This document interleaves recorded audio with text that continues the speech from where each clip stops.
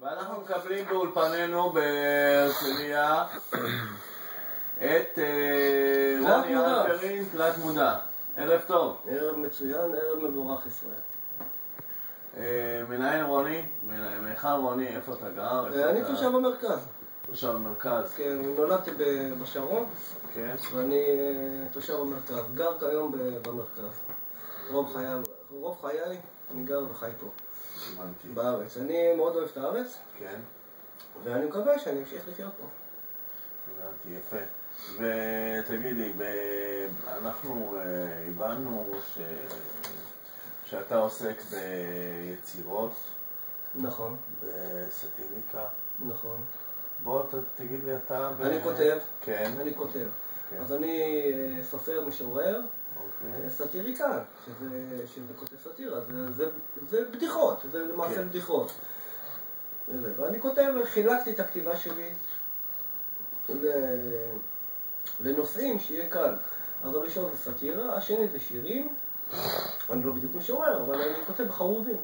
אמרו לי זה שירים. אבל היום המצב של אתה יודע, של כל העניין של הספרים וזה, אצלנו בארץ, אתה יודע, מאוד קשה להתפרנס מכתיבה. נכון. מה, אתה עוסק בעוד משהו? נכון. אני עובד בעוד עבודה, כן? שקשור בספרים באמת. גם כן? בוודאי. אוקיי. ואומנם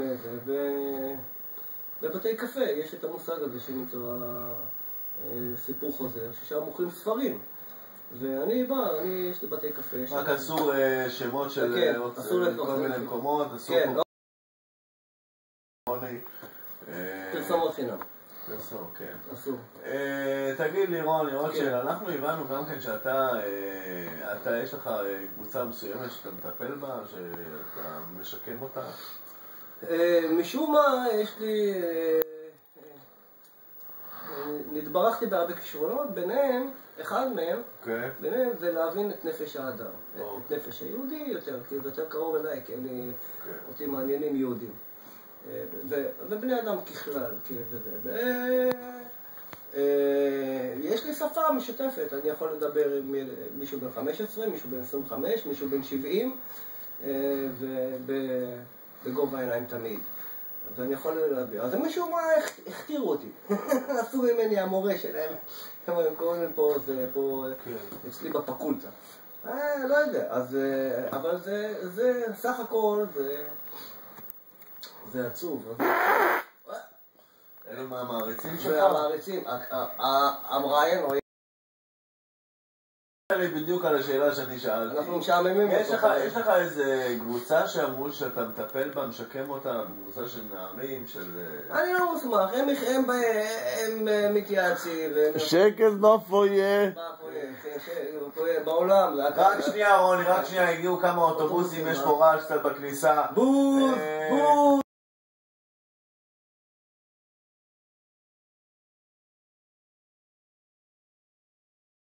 גם ככה יצא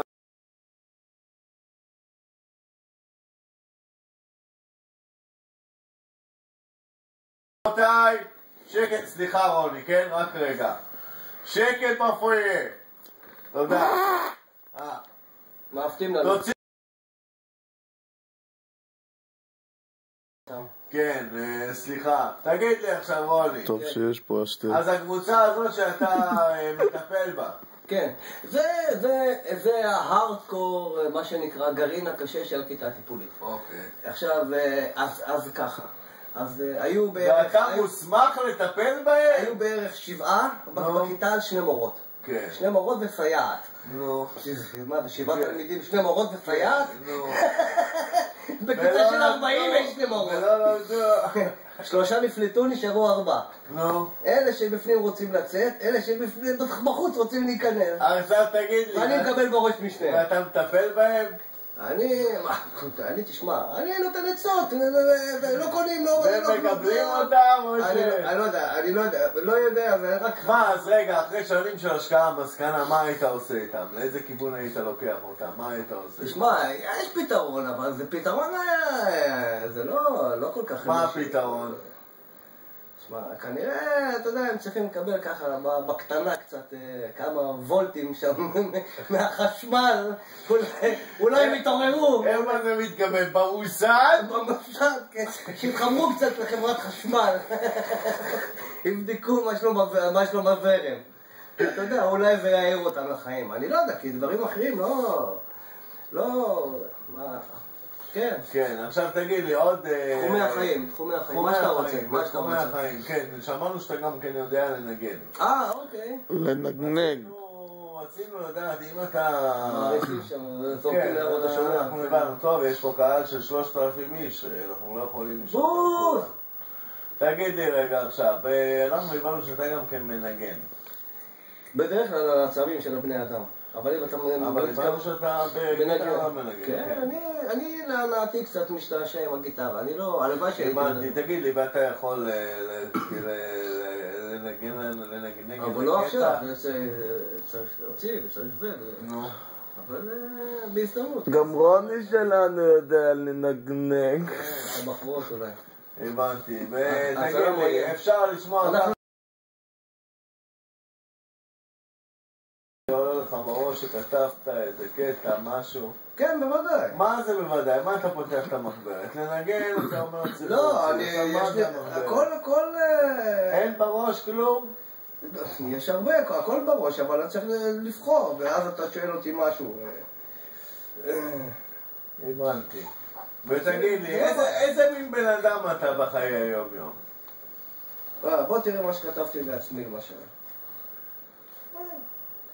אני השפן הניסיוני של החיים עצמי. אני הכפיל של עצמי, זה אני. מגלה את הכל רק לי. מחכה את עצמי ליד הרעי. הם לבטח חושבים שאני שפן של אנרג'ייזר. כזה שלעולם אינו נגמר. כזה שעובד ועובד ועובד. ואני בסך הכל שפן קטן. שפן קטן על הנייר. בחיי אני אדם קטן בפרטי. חי את חיי הקטנים בשקט פסטורלי. ממש לא רע לי. לפעמים אני מגלה לקוראים, לפעמים אני מגלה רק לי. בסוגריים מותר לי. כמובן שכל זה ביני לביני. אז למה עכשיו אני רושם את כל זה? תזכור את לי. הבנת? זה הגיגים. זה הגיגים. מי שמבין, מבין. מי שלא מבין, אבל זה לא מסובך. אבל הבנת למשל. אז אתה שאלת על מה אני כותב את דברים כאלה. עכשיו, מה עוד? אני גם רוצה לעסוק במוזיקה, ואני גם שחקן. שחקן בתיאטרון, וגם כן עשו ביטוי מאוד נחמד.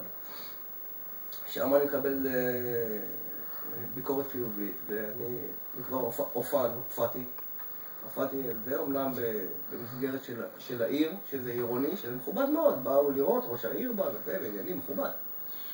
עשינו הצגות של חנוך לוין, חלקם פרודיות, חלקו זה, ויש לנו קבוצה נהדרת, במים מעולה, אז ככה, וזה חבר'ה, זה אנשים מבוגרים. בבקשה, אנחנו משערים, תשאל אותנו שאלות מעניינות, בבקשה, סליחה, שכחתי קהל צלבה. הצלם.